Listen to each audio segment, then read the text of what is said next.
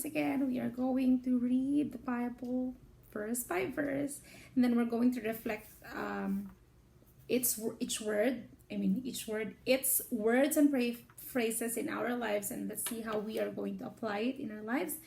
And everything is practical here. It's not about being holy or being righteous. No, it is about making good choices and letting us know where to put our trust and who to put our trust with.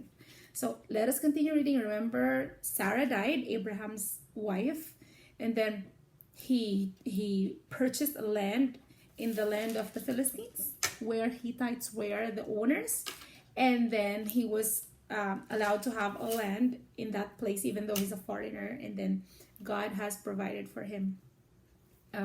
Now we are going to read what happened to Isaac, and what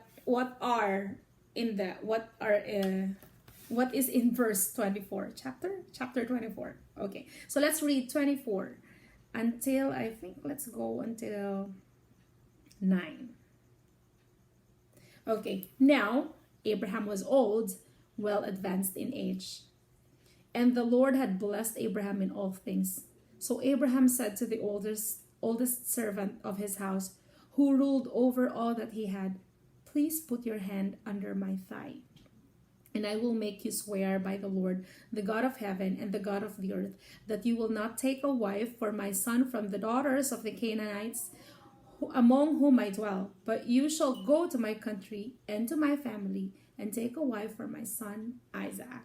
So in here, Abraham asked one of his most trusted servant, the oldest one, who's been with him all throughout, all his life, that he would want him to take a wife from where he came from his own family, to take a wife from there and then bring it to them.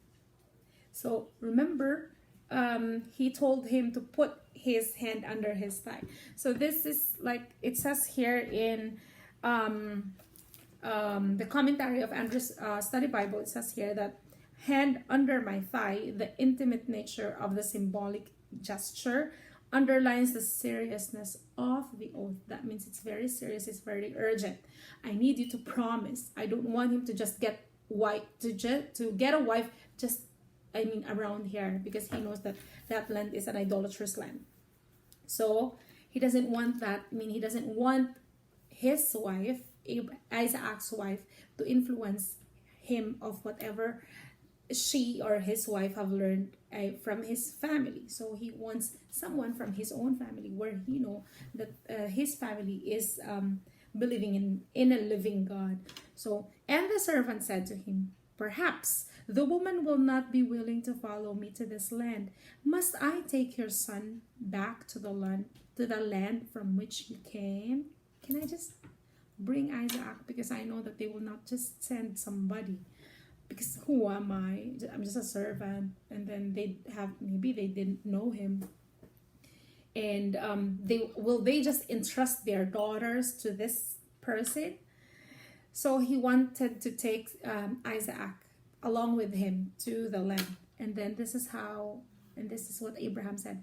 But Abraham said to him, "Beware that you do not take my son, back there. The Lord God of heaven, who took me from my father's house and from the land of my family, and who spoke to me and swore to me, saying, 'To your descendants I give this land,' he will send his angels before you, and you shall take a wife for my son from there. And if the woman is not willing to follow you, then you will be released from this oath. Only do not take my son back there." So he doesn't really want how faithful Abraham was in keeping Isaac from the influence of anyone. Like, he's been trying to instruct him because he knows that God has chosen Isaac. Okay.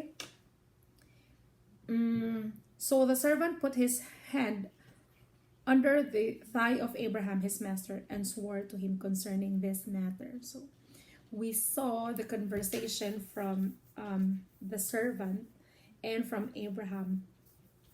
So we saw that this is an urgent matter, that it was written in the Bible about how they conversed, that he needs to pick a wife for him, for his son.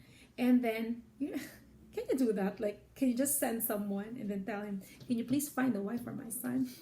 Just like that.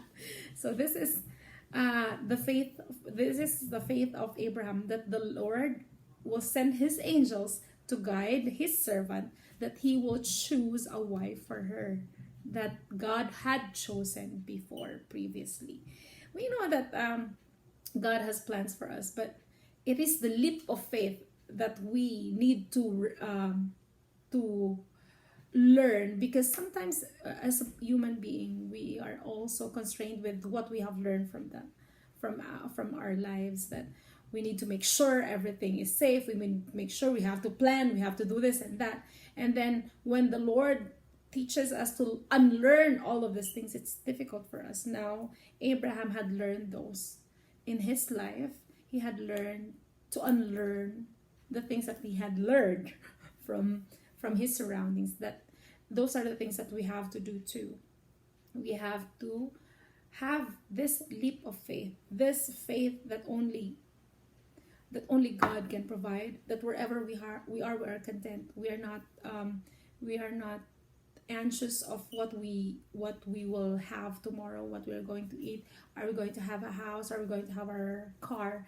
And that is what God is teaching us too. When we traveled when we transferred when I was from the Philippines to Dubai to Abu Dhabi, until I reached here with my family, with the 5 members of my family, it's all leap of faith, and it's all through the guidance of the Lord.